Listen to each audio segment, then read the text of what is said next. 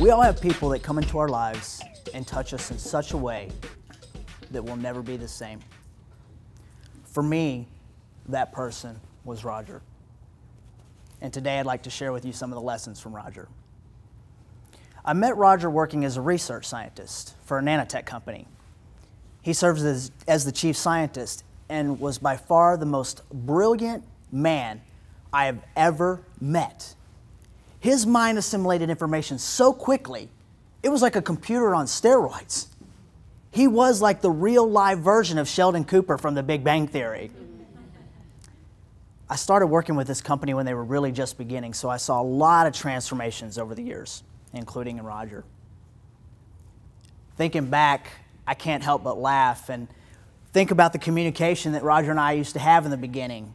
Because his intellect and aptitude were so enormous, and he was so quick to want to get to solutions, he could often come across as a little abrasive, maybe a little rude. But what I saw and transpire over the next 10 years was nothing short of amazing. What I witnessed was Roger's exponential growth in social understanding. I saw the way Roger modify, the way he communicated with different people in a variety of different ways in order to connect with them. He began to take time to ask questions and ask for people's insights, even though the guy could have easily gotten to the solutions himself. But Roger began to understand the value of inclusion. He understood that people have different needs, different assets, and different language styles.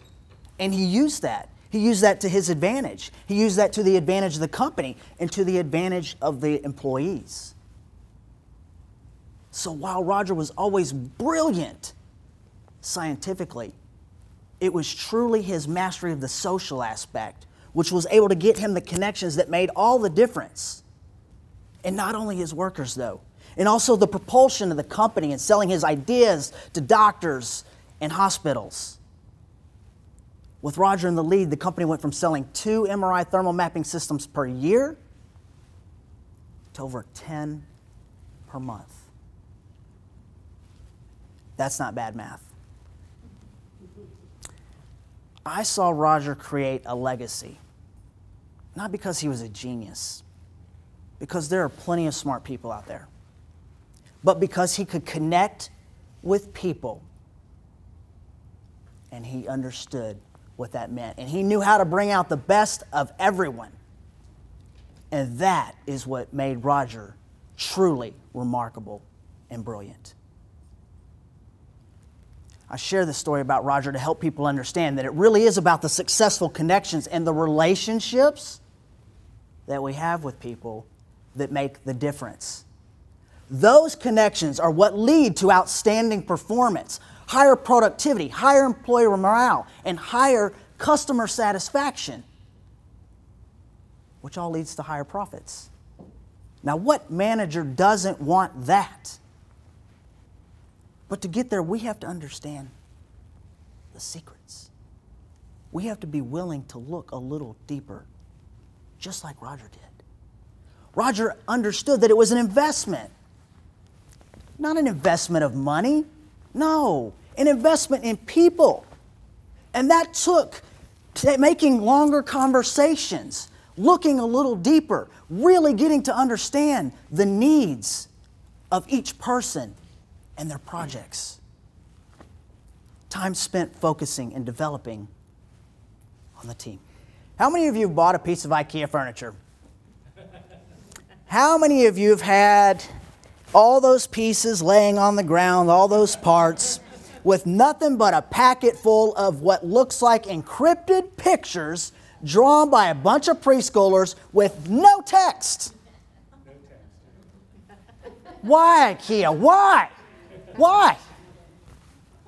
But the better question is, and I want you to be honest with me, how many of you have been left after you've assembled that piece of furniture, look at the ground, see the extra pieces, and look at the piece of furniture, look at those extra pieces, look at the furniture, and start doing the math and going,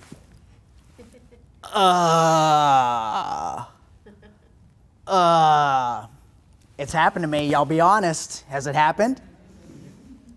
How many of you have gotten 3/4 of the way through the project, somehow managed to use every piece, but still have 2 pages worth of instructions and not knowing what in God's name you have just done? Now I've got my people. Building a solid team is no different than building a solid piece of furniture. If you have too many pieces and you don't know how to best utilize them, it's going to be challenging to build. If you have too few parts and you can't optimize those, it's going to be challenging to build. Most importantly, if you don't have the common language to communicate with your employees, it's going to be challenging to build. If you don't have the right components, if you don't have the right structure, even if you get that thing built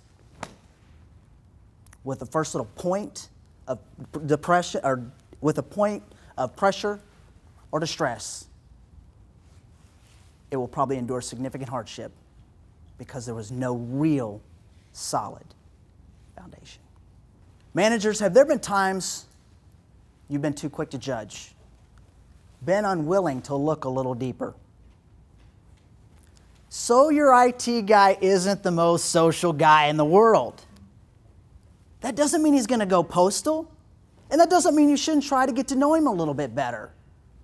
So what if he doesn't respond in that typical overt fashion that we're used to? That doesn't mean that he's odd. It doesn't mean that he doesn't like people and doesn't want to be included as part of the team. People can be way more complex than that. And then you take my wife, who is on the complete opposite end of the spectrum. Instead of thinking she's going postal, you'd swear she was having a party every single minute of the day. She's that bubbly and happy. I honestly have no idea how she does it. I honestly don't. I sometimes wonder if she's on an intravenous dose of happy crack.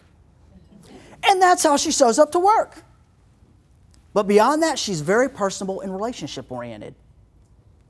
But what people don't realize is that she's leveraging those conversations and that dialogue in order to get information. She's an analyst. That's what she does. She gets and processes information. But to a boss who doesn't necessarily see that, the complexity, they may think that she's being too social and has been called too effervescent. Too effervescent? Come on. I want effervescent around me. I want those happy people. What the managers may have overlooked is that she's taking a lot of time to get to know people so that when she needs some information, she can get it quick, and people are much more willing to help. And those relationships have allowed her to get numbers that no one in that company has ever been able to get to before. So managers, don't be so quick to judge. Take a look at an employee's full profile to see how you can extract those assets and leverage those for the strength of the team and to maximize performance. Take a look at their full profile to see what they're bringing, their value that they bring into the table, and then how you in turn can make them feel valued. Because here's a little aside.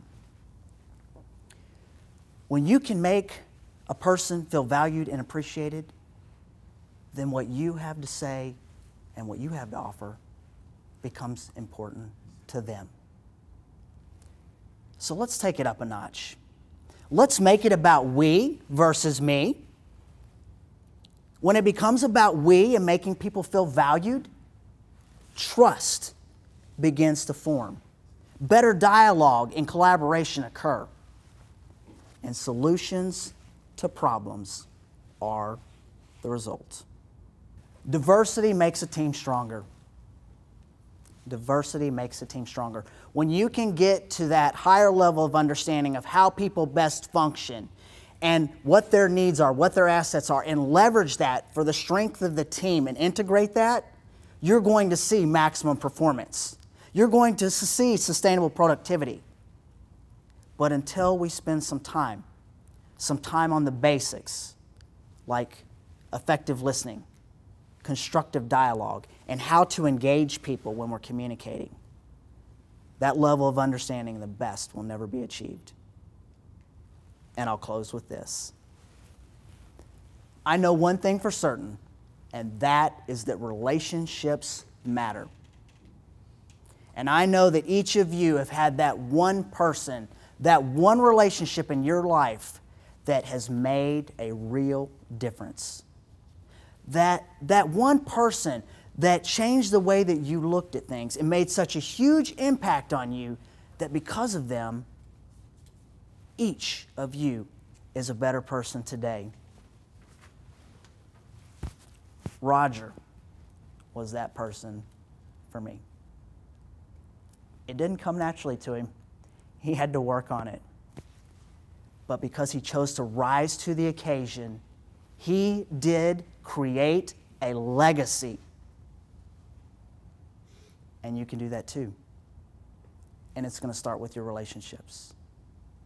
So go communicate, go collaborate, and go cultivate and begin creating your own legacies today.